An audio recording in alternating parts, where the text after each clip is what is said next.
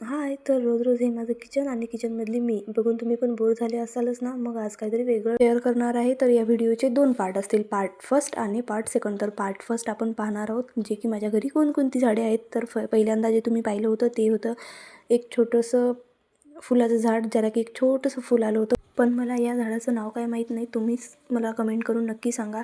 आणि हे आहे नारळाचं झाड, जे की छोटं आहे कारण आम्ही सध्याच ते लावलं आहे. आणि हे तर ओळखूच आलं असेल की हे आहे जास्वंदाच्या फुलाचं. यानंतर हे आहे वांग्याचं झाड, जे की खारुताईचंच आहे कारण याची सगळी वांगी ना खारुताईच खाऊन घेते. आणि आमच्या इथलं सगळ्यात माझं आवडतीचं झाड म्हणजे हेच आहे, जे की शेवंतीचं. त्याला खूप छान फुलं येतात.